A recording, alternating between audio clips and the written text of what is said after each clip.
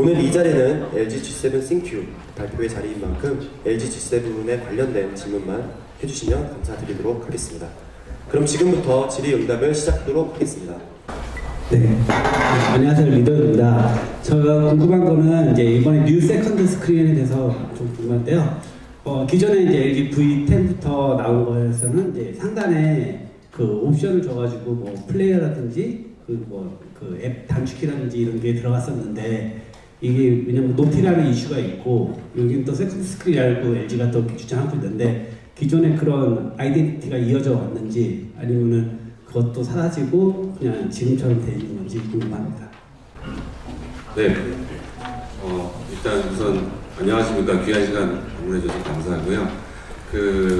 지금 질문해 주신 내용에 대해서는 저희가 이제 말씀하신 것처럼 V10부터 V 시리즈에 이제 세컨드 스크린을 적용을 했는데요. 그때는 이제 그때하고 지금의 차이를 조금 말씀을 드리면, 그때는 거기 이제 말씀하신 대로 이제 펑션 기능이 들어갔죠. 최근 리센트 사용했던 거라든지 자주 쓰는 거 이제 그런 게 들어갔었는데, 요번에 이제 저희가 뉴 세컨드 스크린이라고 이제 하면서 이제 나온 거는 그때하고 차이점은, 그때는 그 노티피케이션 바가 그 위로 안 올라갔었어요. 그래서 이제 그 위에 그 펑션 바가 있고 그 아래에 이제 노티피케이션이 또 한 줄이 더 가는 거죠. 그리고 이제 화면이 나오는 거였는데, 요 뉴 세컨드 스크린으로 되면서부터는 그 노티피케이션 바가 위로 올라갔습니다. 세컨드 스크린 영역으로.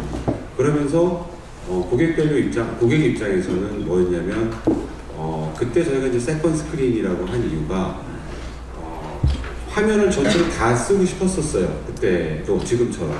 근데 그때는 이제 과도기적인 과정이었고, 그 다음에 이제 구글하고도 이제 좀 풀어야 할 문제, 그게 이제 구글의 그 가이드라든지 그런 게 있었기 때문에 그때는 그게 못 올라갔습니다. 그게 이제 올라가면서 이제 노티피케이션가 올라갔기 때문에 거기 펑션을 어떻게 할 거냐, 여기다 펑션을 넣는 게 맞을까 해서 내부적으로 또 엄청 고민을 많이 했습니다. 근데 저희가 V30에서 이제 플로팅 바라고 해가지고 거기 들어갔던 기능들을 플로팅 바로 이제 지금 제공을 하고 있거든요. 그래서 이제 플로팅 바로 그걸 제공을 하고, 가장 고객들이 많이 쓰는 거는 고객들이 실행하는 앱이다. 그래서 가장 넓게 시원하게 보여주는 게 최우선의 USB다라고 저희는 판단을 했고, 또 판단에 그렇게 적용을 한 거고요. 그 다음에 이제 또 이제 세컨드 스크린, 뉴 세컨드 스크린을 말씀을 하셨기 때문에, 그럼 이제 펑션은 어떻게 할 거냐에 대해서 우리 경쟁사가 이제 앞에 좀 이제 노치라는 이름으로 이제 나왔었는데요. 사실 이제 저희는 조금 억울한 게, 사실은 저희는 3년 전에 벌써 했는데, 이제 이게 어떤 분들은 또 잘 모르시는 분들은 LG가 뭐 애플을 따라한 거 아니냐 이렇게 생각하시는 분들도 있더라고요. 근데 저희가 뉴 세컨드 스크린 영역의 그 부분은 고객이 원하는 대로 뭐 체험을 해보셨을 것 같은데요. 거기서 이제 그동안에 사용하던 대로 그냥 블랙으로 처리를 해서 노티피케이션만 올라가고 화면만 넓게 쓰겠다, 이런 부분도 있고, 거기에 이제 컬러를 넣어서 하는 부분도 있고, 갤러리 같은 데서 들어가서 이미지를 확장하면 그 영역까지 올라가는 그런 옵션도 있고, 아니면 잘려서 보이는 게 넓게 보더라도 싫다 그러신 분들은 그냥 보기까지만 해서 노티피케이션만 나오게 이렇게 했습니다. 이게 저희가 이렇게 적용하게 된 또 백그라운드를 좀 말씀드리면, 사실은 이제 상단 베젤이 저희가 4.3 정도, 4.5 정도 되는데요. 그 부분이 기존보다 저희가 조금이라도 더 넓게 화면을 쓰게 해주려고 드렸는데, 저희가 고객 조사를 해보면 굉장히 부정적으로 나왔어요. 어떻게 생각하셨냐면, 원래 화면이 이만한 건데 이만큼을 파먹었다. 그러니까 저희가 의도한 거랑 거꾸로 생각을 하시더라고요. 저희는 더 화면을 드리려고 그렇게 했는데, 고객 입장에서는 내 화면을 얘가 깎아먹었네, 그리고 얘가 뭐 크다고 자랑하네. 그러고서 저희가 이제 블랙 옵션으로 이렇게 하고 고객 조사를 했어요. 그랬더니 너무 좋다고 하시는 거예요. 이제 거기를 블랙하고 노티피케이션만 있는 그런 화면을 했더니, 그래서 고객 입장에서는 이렇게 바라보는 입장이 저희가 설명을 잘 드려야 되겠구나. 그래서 이제 그 블랙이 저희가 이제 기본 대표 이미지로 나가게 됐고요. 비하인드 저희가 그 뉴 세컨 스크린이라고 하면서 그 과정은 다 이렇게 결정이 된 겁니다. 네, 다음 질문.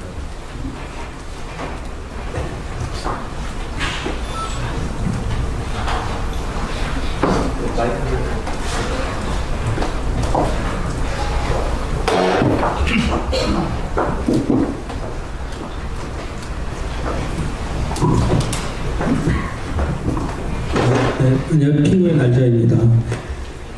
G6에 비해서 배터리가 300 정도 다운됐는데요. 그 줄인 이유가 궁금하고 두 번째는 G6가 야외 시인성이 좀 낮았다고 불만이 좀 있었잖아요. 그래서 G7에서는 그걸 개선했다고 얘기를 했는데 기사에 보면 전작과 동일한 밝기로 썼을 때 30%의 그 효율성을 증대시켰다라고 얘기를 했거든요.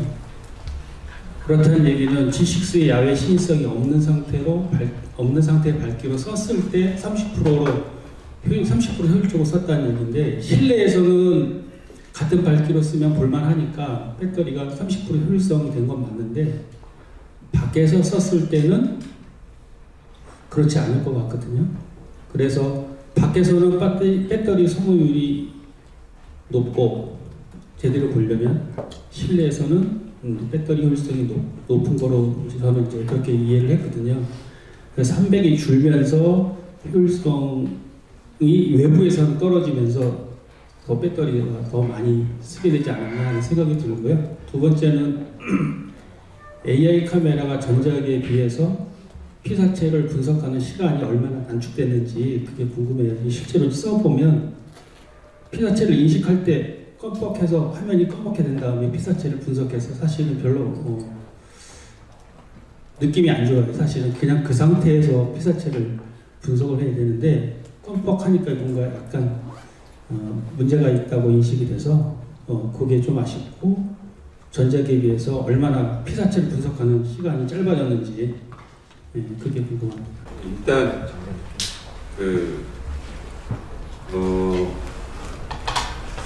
디스플레이부터 말씀을 드리겠습니다. 저희가 이제 질문에 이제 시작하신 부분이 동일 밝기에서 30% 개선됐다고 하는데, 그럼 밝다고 하는데 밝은 거는 뭐 어떤 거냐, 이렇게 질문을 제 이해하겠습니다. 말씀드리면 말씀하신 것처럼 동일 밝기에서는 30% 정도 정말 절감됩니다. 그래서 이제 보통 쓰시는 게 보면은 한 300리터, 200리터에서 300리터 정도로 자동으로 놓고 쓰실 때 그 정도로 200에서 한 300리터 정도 쓰시는 걸로 알고 있고요. 그리고 그 자동 모드도 그렇게 동작을 하고 있습니다. 근데 그러면 이제 그런 밝다고 주장을 G7에서 주장을 하는데, 그때는 어떠냐 이렇게 말씀을 드리면 쉽게 설명드리면 800리터로 동작할 때 한 450리터 또는 500리터 그렇게 동작하는 거와 거의 비슷한 그 파워 소모를 갖습니다. 그래서 그냥 저희가 밝다고 주장하는 게 아니라 동일 파워 소모에서 그 800리터까지 동일 파워로 우리가 할 수 있다. 그래서 근데 보통 실사용 시간에 동일 밝기에서는 기존 LCD 대비 한 30% 절감할 수 있다라는 거고요. 물론 이제 그거보다 더 올려서 이제 1000니트를 켜고 사용하는 그 상황은 이제 야외에 나갔거나 이제 막 그 햇볕이 막 좀 강한 부분이겠죠. 그때까지는 1000으로 올립니다. 올려서 자동으로 올라가서 그 시인성을 개선하고요. 그 다음에 의도적으로 고객께서 의도적으로 나는 밝게 쓸 거야 그렇게 하시면 그 부스트 모드를 온하고 하시면 이렇게 밝게 쓸 수도 있는데, 대부분은 그냥 제가 생각할 때는 평상시 때는 300에서 500 이렇게 놓고 쓰실 것 같습니다. 그때는 30%가 절감되는 게 맞고요. 그 다음에 부스트 모드로 올라갔을 때는 동일 파워, 그 다음에 야외에 나가서 더 이제 그러니까 최대로 올려서 할 때는 어느 정도 파워 소모는 좀 더 올라가는 것 같고요. 800m까지는 갔다고 보시면 되겠습니다. 그래서 이제 배터리가 이제 왜 300mAh가 줄었지 않느냐 하는데 맞습니다. 근데 저희가 그 G7의 그 폭을 보면 폭이 71.9mm고요. 그 상하단 베젤이 보면은 상단 베젤이 이제 4.5, 밑에가 하단 베젤이 7.7mm입니다.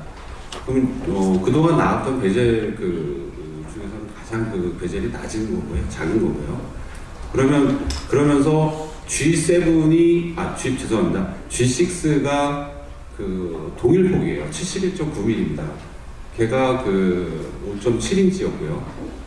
그러면서 이제 저희가 이제 직접화를 하면서 배터리 용량과 좀 반비례 관계가 있는데요. 지금 말씀드린 대로 디스플레이도 저희가 저전력 디스플레이를 쓰고 하면서 300mm 정도의 그거를 좀 커버할 수 있게 저전력에 좀 설계를 하면서 그립감하고 을 최대로 하는 방향으로 설계를 한 사항입니다. 그다음에 이제 AR 카메라 인식 시간 전자갭이 얼마나 빨라졌냐고 보셨는데 여기 네, AI 카메라 부분은 이제 저희가 인공지능 개발진인데 답변을 드릴 건데요. 인식 시간을 이제 물어보시는 부분이 있는데 사실은 AI 카메라를 잘 생각해 보시면은 피사체를 인식도 했다가 그 다음에 이제 어떤 피사체가 인식되는지 유저에게 보여주는 부분도 있고요. 최종적으로는 필터를 어떤 효과를 적용하는 게 끝나야 이제 저희가 볼 때는 AI 카메라가 끝나는 건데 이 중에 이제 인식 부분은 앞부분일 겁니다. 근데 어쨌든 전체적으로 저희가 개발하고 있는 거는 이 모든 과정이 1.5초 내에 하는 걸로 이제 개발을 하고 있는데 전자기기를 물어보시면 이런 관점으로 보기를 이제 제안드리는데요. 전자기기는 저희가 8가지의 이제 모드를 했다고 돼 있죠. 근데 이번에 이제 G7 싱큐에서는 이제 19가지 정도 늘렸습니다. 근데 늘리려면은 결국에는 동일한 어떤 스펙을 맞추더라도 피사체도 더 많이 세분화하게 분석을 해줘야 되고 그 다음에 그에 맞는 필터 효과들도 더 많이 이제 찾아와서 입혀줘야 되는 부분이 있지 않겠습니까? 이런 부분을 감안해가지고 이제 만들었고요. 그럼에도 불구하고 고객들께서 조금 느리거나 답답하다고 느끼실 수 있기 때문에 저희 내부적으로는 조금 더 성능을 올릴 수 있는 방법을 계속 검토하고 있습니다. 그리고 아까 잠깐 언급하셨던 게 어떤 사용 중에 껌버깅 같은 것들을 말씀하셨던 것 같은데요. 아무래도 시료나 샘플을 개발하는 과정에서 여러 가지 효과가 있을 것 같은데 그런 부분도 저희가 출시 전에 고객들이 불편한 점이 있으면 반드시 수정해서 나가도록 할 수 있도록 하겠습니다. 네, 다음 질문. 네, PCP 인사이드고요. 네, 저는 2가지 질문이 있습니다. 우선 G7에 들어간 카메라 센서가 기존 V30과 동일한 게 적용이 됐는데 이거를 그대로 적용한 이유가 좀 궁금하고요. 그 다음에 두 번째는 Q-링크라고 해서 LG 가전제품들과 연동되는 새로운 기능을 탑재했다고 들었는데요. 그러면 이게 기존에 있었던 스마트 가전 관련된 앱을 그대로 활용을 하는 건지 아니면 새로운 앱이 만들어진 건지 그 점도 한 가지 궁금하고 하나만 더 싱큐라는 브랜드 네임이 사실은 호불호가 많이 갈리고 있거든요. 근데 저거를 굳이 제품 G7 옆에 단 이유가 사실은 좀 궁금합니다. 이게 사실은 좀 방향성이 다르긴 하지만 예를 들어서 갤럭시 S9 빅3라고 붙이거나 아이폰 X 시리라고 붙이지 않듯이 어떤 G7의 하나의 기능이라고 볼 수 있는데 그걸 굳이 붙여서 이렇게 출시한 이유가 꼭 약간 번외 같은 제품, G7과 G7 CQ 같은 번외적인 느낌이 좀 들기도 하거든요. 굳이 붙인 이유도 좀 궁금합니다.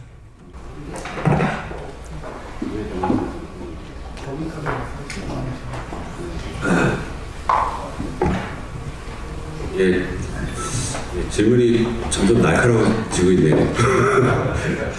네, 동일 센서를 이제 V30과 왜 썼느냐라고 말씀을 하셨는데요. 일단은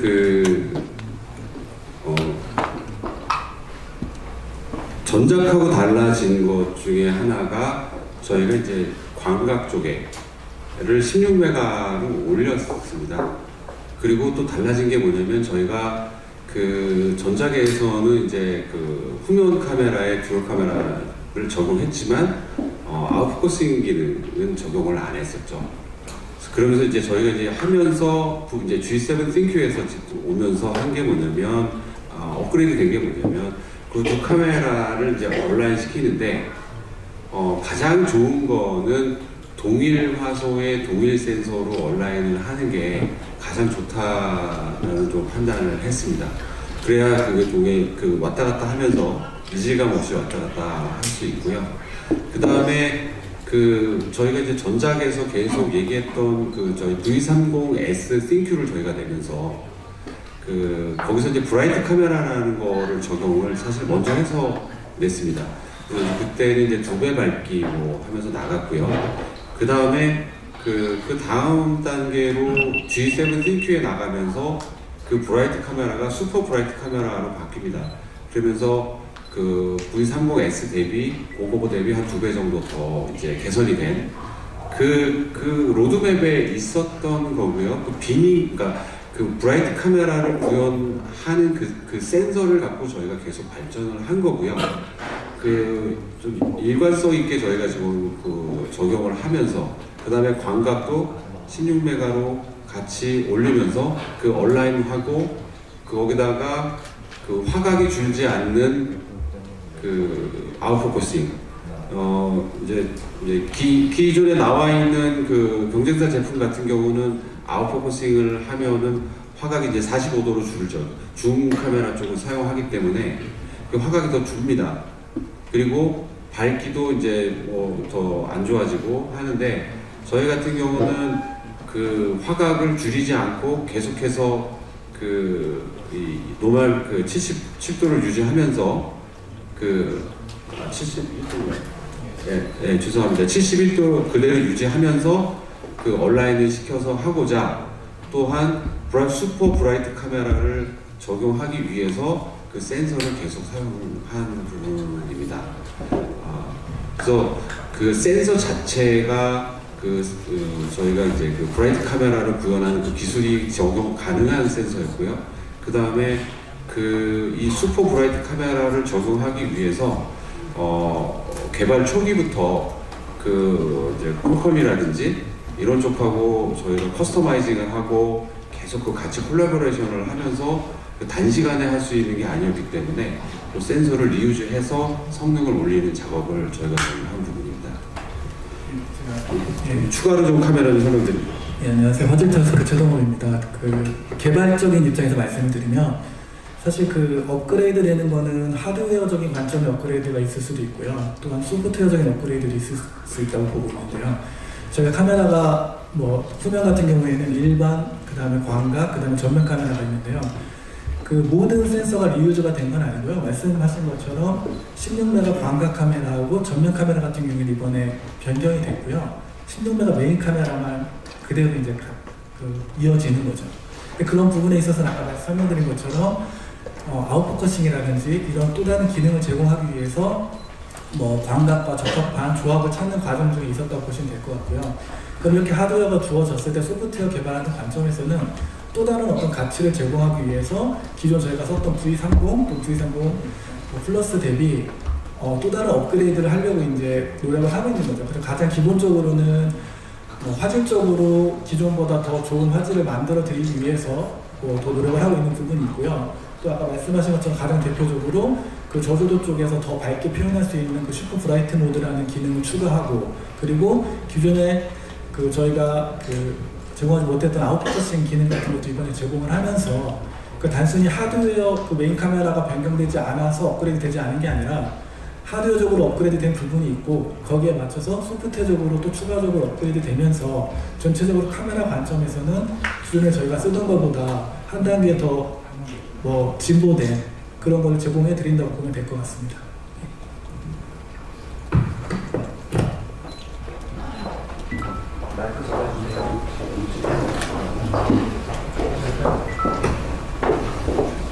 질문이 아까 하나 더 있으셨는데요. 2개를 질문을 해주셨었는데 ThinQ를 일단은 ThinQ가 왜 쓰느냐 그 말씀을 해주셨는데 그거는 좀 제가 간단하게 답변을 드릴 수 있을 것 같습니다. 저희가 이제 모바일 커뮤니케이션 사업 본부인데요. 그 CNQ라는 거는 저희만 쓰는 게 아니라 LG 전자가 쓰는 브랜드입니다. 그 CNQ가 가진 건 뭐냐? 그 AI의 더 진일보된 그 기능을 탑재하고 있고 그 기능을 활용한다는 뜻은 CNQ가 들어가 있고요. 그 다음에 아까 이제 큐링크 말씀을 해주셨는데 그 CNQ가 들어간 대표적인 이유가 이제 큐링크일 것 같습니다.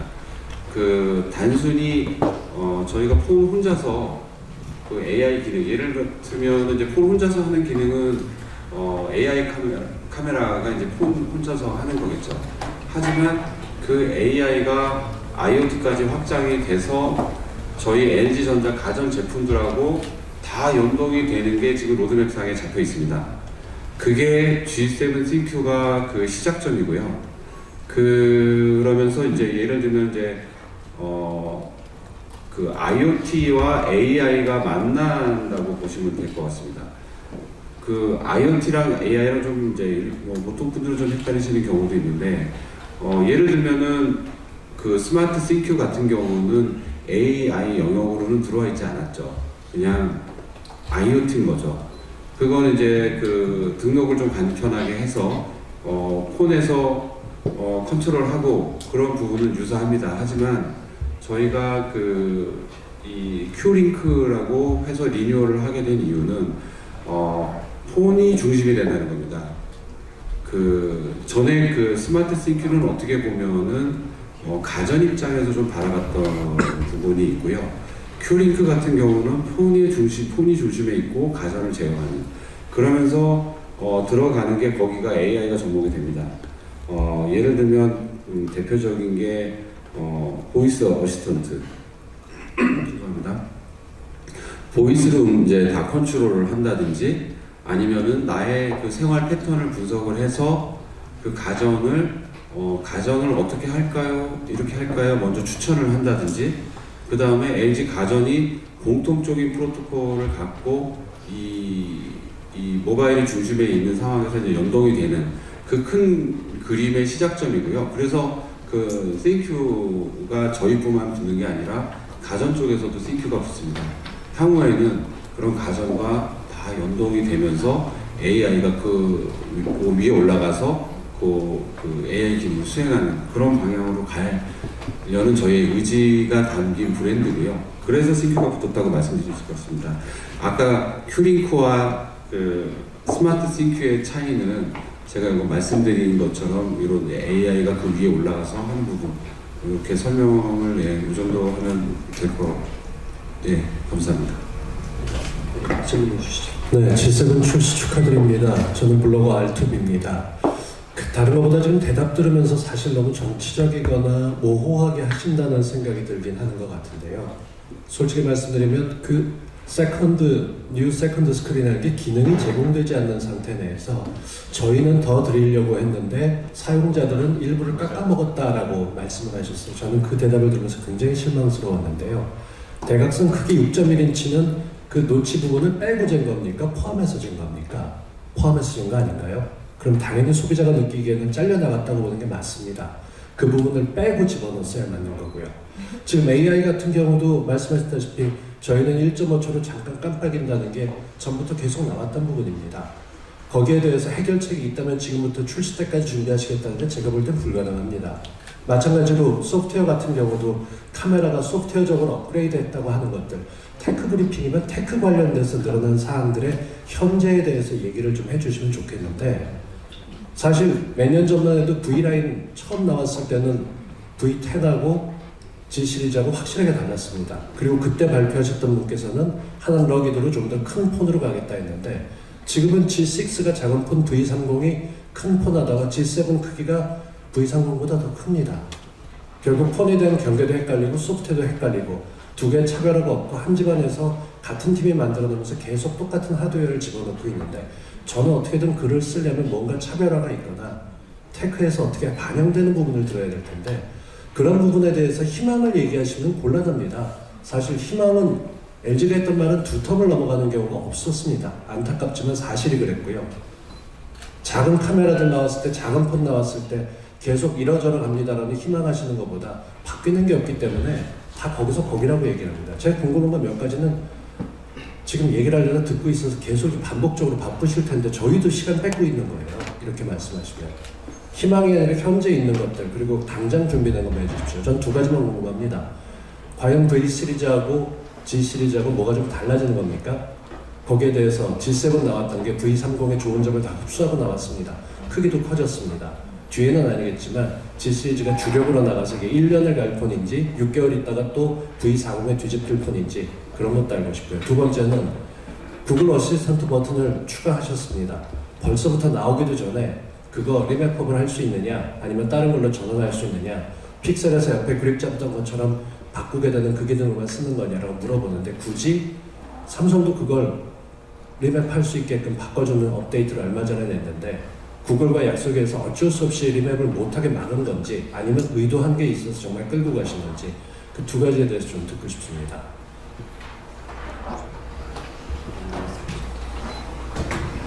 네, 일단은 굉장히 그동안 LG가 조금 못한 부분에 대해서 애정을 갖고 좀 섭섭한 마음을 말씀하신 걸로 이해하겠습니다. 일단 이제 사이즈를 말씀을 하셨는데요. 일단 첫 번째 곧 제가 지금 적기를 했는데 사이즈가 6.1인치가 노치를 포함한, 그러니까 세컨 스크린까지 포함하는 게 맞고요. 그 다음에 거기를 제외한 거는 구체적으로 정확하게 말씀을 드리면 그 영역을 제외한 거는 5.9인치입니다. 그 다음에 이제 바뀐 게 있는데요. 그러니까 5.9인치 폰입니다. 저희가 이걸 더 드립니다라고 했으면 제가 화가 나지 않았습니다. 근데 지금 노치가 포함돼서 6.1로 홍보가 되고 있는데 그걸 고객들이 잘린 것처럼 인식하더라고요. 마치 사용자들이 잘못 알고 있는 것처럼 책임자분께서 말씀하시는 건 LG 측 커뮤니케이션에서 마케팅이 없더라도 오해 살 수 있는 부분이기 때문에 그렇게 전달이 안 됐으면 좋겠다는 겁니다. 네, 제 표현이 조금 마음에 안 들으셨으면 그거는 저희가 이제 정확한 정보를 또는 저희가 고객 조사했던 거, 고객이 어떻게 반응하는 건가, 저희가 의사결정을 해오는 과정에서 왜 그랬냐를 말씀드리는 거였는데요. 그 다음에 이제 좀 하나 더 말씀드리면 애플이 아이폰 X가 지금 5.8 인치인가요? 거기도 저희가 이제 고민을 많이 했습니다. 이거를 몇 인치로 표현을 해야 되는 게 맞을까? 이렇게 하는 게 맞을까? 저렇게 하는 게 맞을까? 하다가 이제 경쟁사들이 일단 나온 거를 봤을 때 아이폰 X도 그 포함한 인치를 인치를 표기하고 있고요. 그러니까 실질적으로 저희가 몇 인치로 할 거냐에 대해서 굉장히 고민을 많이 했던 부분입니다. 이제 그러면 앞서 지금 경쟁사가 저렇게 하고 있으니 우리도 이렇게 표현하는 게 맞겠다. 그걸 작게 표현해도 애매하고요. 팀장님, 예. 고객들은 여기를 뺏겼다고 생각하더라고요 하는 말은 제가 실현했습니다. 죄송합니다는 끝나는 얘기입니다. 네네. 제가 그거를 소위 개발 팀장이라는 분이 사용자들이 잘못된 것 같다라고 얘기하고 개발하시는 분들도 사용자들이 그러다 보면 개발자고 사용자가 떨어져 있어서 제가 가서 글을 올리면서 개발팀장이라는 사람이 사람과 괴리가 있어서 안 그래도 레딧에 올려놨던 게 노치가 좋다 나쁘다 얘기를 하더니 사용자들이 저걸 잘렸다고 생각하더라고요. 우리는 더 준 거라고 생각하는데 라고 얘기하더군요. 라고 집어넣게 되면 그게 옳겠습니까? 그래서 제가 그 부분을 얘기했던 겁니다. 네. 거기에 대한 길고 지루한 얘기 들었던 건 아니고요. 네, 알겠습니다. 그 다음에 이제 질문하셨던 것 중에 구글 어시스턴트 버튼 이제 질문을 하셨는데요. 저희는 지금 구글 어시스턴트 버튼은 현재 다른 키 매핑으로는 바꾸는 거는 지원을 안 하고 있습니다. 왜 그러냐라는 질문을 하셨는데요. 일단 이 키가 매핑을 바꾸는 거나 할 때 일단 한 키에 키 매핑이 여러 가지가 바꿀 수 있는 게 저희는 오히려 좀 혼선을 줄 수 있다라고 저는 생각을 하고요. 이 키는 저희가 CQ라고 하고 AI에 지금 특화돼서 계속해서 저희가 AI를 강조하고 있고 또 AI를 계속해서 이 향후에 기존에 출시한 제품들도 AI를 좀 업그레이드를 계속 해줘야 되겠다 하고 있는데 거기서부터 저희가 키를 갖다가 또 바꾸고 또 매핑을 또 이렇게 한번 바꾸고 다른 걸로도 쓸 수 있어요 이렇게 커뮤니케이션 하면 오히려 조금 혼란스럽겠구나 하고 그 다음에 저희가 제가 오늘 여기서 뭐 더 깊게 아직 오픈되지 않은 게 있기 때문에 말씀드리지 못하는 부분도 있지만 그 AI 키를 사용해서 계속해서 지금 그 AI 쪽으로 업그레이드 돼 나갈 부분이 저희가 이제 어떤 정도 그 구글하고 지금 계속 얘기를 하면서 그 좀 더 로드맵을 갖고 있거든요. 이제 그런 부분에 있어서 이 키 매핑을 좀 왔다 갔다 하는 건 아니라고 생각했습니다.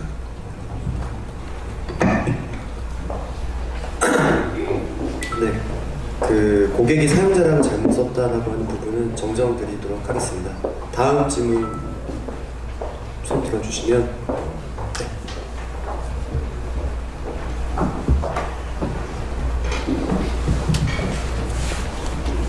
네, 안녕하세요. 저 비에르주라고 합니다. 이번에 질문드릴 내용은 저도 컴퓨터에 관련된 내용인데요. 이제 G 시리즈 하면은 원래는 후면 키가 아이덴티티 중 하나였거든요. 근데 이제 G5가 되면서 후면 볼륨 키가 측면으로 가고 이제 후면 전원 키만 남아 있었는데 이번에는 이제 후면 전원 키까지 측면으로 옮겨진 부분이 있는데 이 부분에 대해서 왜 이렇게 이제 옮겨주셨는지 그 당시에는 이제 얘기를 하시기를 후면 볼륨 키가 있음으로써 얻을 수 있는 메리트도 있지만은 사용성 측면에서는 또 불편한 부분이 있다고 얘기를 하셨거든요. 뭐 저도 어느 정도는 공감한 부분인데 이 부분은 또 한편으로는 아이덴티티를 없앴다는 얘기를 들을 수 있는 부분이라서 질문을 드리고 싶습니다.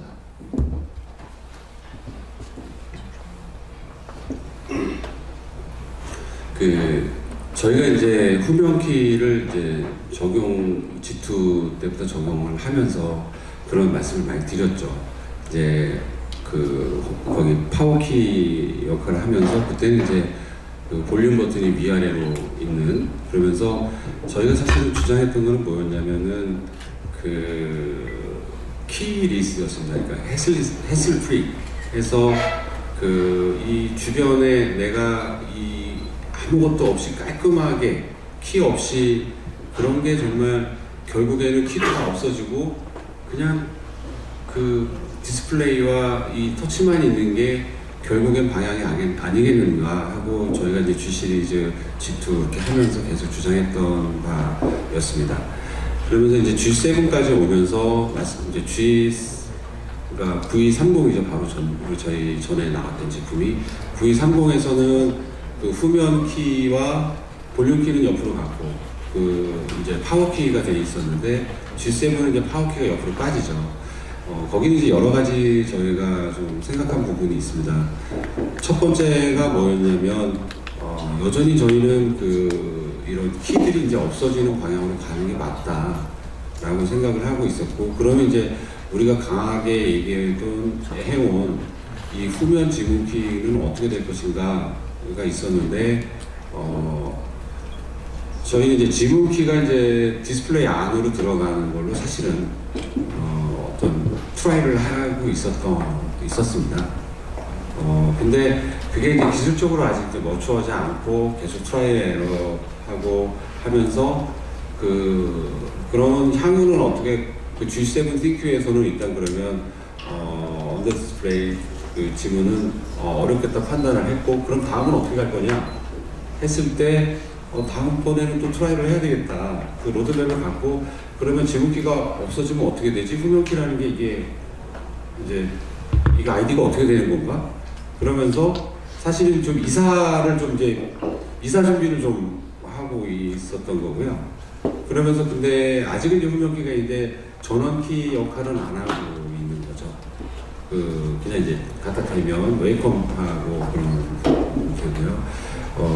그런 좀 그게 이제 근데 또 트렌드가 또 좀 바뀌고 있는 것 같긴 합니다. 무슨 말씀이냐면 이게 지문 아이디가 다냐? 꼭 지문으로만 해서 언더 디스플레이 그 지문을 해야 되느냐에 대한 얘기는 아직도 많이 논의를 하고 해야 되기 때문에 오늘은 여기까지만을 말씀을 드릴 거고요. 그 과정에 이사하는 과정이다라고 좀 그래서 저희가 이제 한 부분이 있고요. 메인 이슈는 그렇고 그 다음에 이제 그 키에 대한 돌출에 저희가 좀 이슈를 갖고 있었습니다. 지문 키가 이제 뒤에 있으면서 이게 파워 키랑 같이 넣다 보니까 이제 후면으로 약간 이제 돌출이 되는 그런 부분이 이게 좀 우리가 얘기는 하긴 했는데 여기 뒤에가 좀 이렇게 매끈해야 되는데 카메라 비결도 있고 이게 거리적거리고 그렇다면 향후에 우리가 이사를 갈 거면 여기를 깔끔하게 해주고 옮겨놓고 다음에 이제 다음 미래 기술을 좀 준비하는 게 맞겠다 이런 부분이 좀 있었습니다. 네, 궁금하신 점들이 많겠지만 시간 관계상 마지막 한두 분의 질문 받고 안녕하세요, 라디오 퀴즈라고 합니다. 지금 G7 CQ에 들어간 디스플레이가 M 플러스 LCD라고 해서 RGBW를 더해서 이제 뭐 얘기하신 밝기도 더 끌어올렸고 그러면서 저전력을 실현했다라고 얘기를 하셨고 아까도 설명을 해주셨잖아요. 30% 정도 절감이 된다. 근데 그게 실제로 그러니까 뭐 이를테면 G6와 V30와 얘와 같은 밝기를 기준으로 비슷한 작업을 했을 때 배터리 타임이 실제로 어느 정도 차이가 나는지 좀 궁금하고요. 그러니까 예컨대 G6보다 확실히 늘어났는지 그리고 전작인 V30보다도 배터리는 줄어들었지만 실질적으로 사용자가 체감할 수 있는 시간은 늘어났는지가 궁금하고요. 그리고 그 붐박스 스피커 관련해서도 궁금한 게 하나 있는데 그러니까 아까도 잠깐 그 현장에서 문의를 드리긴 했는데 사실 사용자들이 그냥 일반 센터를 쓰는 경우는 많지 않거든요. 대부분 케이스를 쓸 텐데 케이스를 썼을 때의 붐박스의 느낌이 어떨지 그리고 실제 워킹을 잘 하는지도 조금 궁금하긴 하고요. 그리고 붐박스를 디폴트가 당연히 붐박스 모드니까 진동이 상당하더라고요. 그냥 손으로 잡고 있을 때. 근데 그 현장에서는 데모 모드라 그래서 붐박스에서 그 진동을 끌 수 있는 기능이 있었는데 실제로는 그게 사용자한테 제공되는 버전에서 빠진다고 들었거든요. 근데 제 생각에는 이게 진동이 있는 게 물론 좋을 수도 있지만 그 진동이 싫다고 생각하는 사용자도 있을 것 같아서 그래서 그 붐박스를 끌 수 있는 기능을 혹시 제공하실 생각이 있으신지가 좀 궁금합니다. 일단은 배터리 디스플레이의 전력이 진짜로 얼마나 효과가 있느냐 이 질문에 대해서는 이게 30%라고 저희가 말씀드리는 게 정확하게 좀 말씀을 드리면 색깔의 표현에 따라서 파워 소모의 변화가 좀 많이 좀 있습니다. 예를 들면은 화이트 픽셀을 저희가 이제 쓰기 때문에 뭐 흰색 결이라든지 이럴 때는 얘가 좀 더 효과적이고요. 그다음에 이제 원색이라든지 이렇게 들어가면은 얘가 효과가 좀 반감이 되는 부분이 있고요. 저항이라는 게 있고 임피던스라는 게 있잖아요. 주파수에 따라서 달라지는 그런 게 있는데 그래서 그걸 대충 평균을 내보니까 저희가 한 30% 정도 줄더라. 이게 그러면 실제 사용 시간에는 어느 정도 영향을 주느냐 이거를 따지면은 그게 이제 그 사용 시간도 저희 기준으로 말씀을 드리겠습니다. 사업자 기준도 있고 저희 기준도 있는데요. 저희가 이제 데이 오브 유즈라고 해서 그 지표를 만들어서 사용합니다. 그러니까 파워를 하루에 예를 들면은 어떤 사람은 동영상을 5시간 듣고 게임을 3시간 하고 통화는 한 10분밖에 안 하는 사람이 있을 수 있고 어떤 사람은 통화를 5시간씩 하고 게임은 전혀 안 하고 이렇기 때문에 그 프로파일마다 다 다를 텐데요. 그거를 저희가 좀 에버리징을 해서 한 상위 한 70% 정도 그 정도 사용하는 그 씬에 저희가 맞춰놓습니다. 그럼 그걸 갖고 저희가 그 프로파일링을 하는 거죠. 그래 봤더니 대충 하루에 사진은 어느 시간 어느 정도 사진을 찍고 뭐 웹 브라우징을 얼마나 하고 이 프로파일을 저게 만들어서 데이 오브 유즈라는 지표를 사용하는데요. 그 현재의 그 G7의 그 DOU는 전작인 G6의 DOU하고 거의 같게 같은 수준으로 거의 같게 맞춰져 있습니다. 거기가 이제 배터리가 3,300이었지만 저희가 이제 파워 그 세이빙하는 그 디스플레이 이런 하드웨어에서 사용하는 파워도 있지만 그 다음에 그 소프트웨어적이라든지 그런 기술들이 저희가 좀 계속해서 발전하고 있지 않습니까? 그런 부분을 적용해서 그 DOU는 맞춰놓고 출시를 합니다. 그래서 사용량은 약 한 10% 정도 저희가 전체 폰에서의 사용량 한 10% 정도 파워 세이빙까지 해서 개선했다고 보시면 될 것 같고요. 사용 시간은 전작인 그 G6와 거의 같게 있다고 보시면 될 것 같습니다. 그다음에 붐박스 스피커는 여기 지금 드디어 질문을 해주셨는데 붐박스 스피커를 설계하신 여기 개발자분이 나오셨습니다. 네, 안녕하세요. 저는 그 오디오 선행 기술을 맡고 있는 김준태라고 합니다. 아까 붐박스 관련해서 말씀하셨는데요. 붐박스 먼저 그 케이스 말씀하셨는데 사실 저희들이 그 고민을 했을 때는 이 붐박스가 이 작은 공간에서 어떻게 그 포터블 스피커만큼 이렇게 낼 수 있을까, 소리를 만들 수 있을까 이런 걸 상당히 고민을 했습니다. 그래서 뒤에 후면 떨림을 좀 이용해서 다른 매질을 이렇게 전달되면은 좀 큰 소리를 만들 수 있다. 이제 공명 영상을 이용하고 그런 점을 좀 착안을 했었고요. 사실 말씀하신 것처럼 뒤에 케이스가 그 전달하는 역할을 해야 되는데 그 약간 뭐 젤리 케이스라든지 이런 걸 사용하게 되면은 전달이 안 되기 때문에 좀 성능이 떨어질 수는 있습니다. 그래서 그런 부분에 좀 효과가 떨어지는 건 있을 수가 있고요. 이제 그렇지만 이제 저희들이 이제 계속 지금 고민하고 있는 거는 그런 케이스와 상관없이도 그 음이 전달되거나 아니면 폰 자체에서도 그 지금 그 주변 환경에 의해서 소리가 좋아지는 것들을 폰 자체에서 할 수 있는 것들에 대해서는 계속 노력을 하고 있습니다. 그래서 계속 기술 준비를 하고 있고요.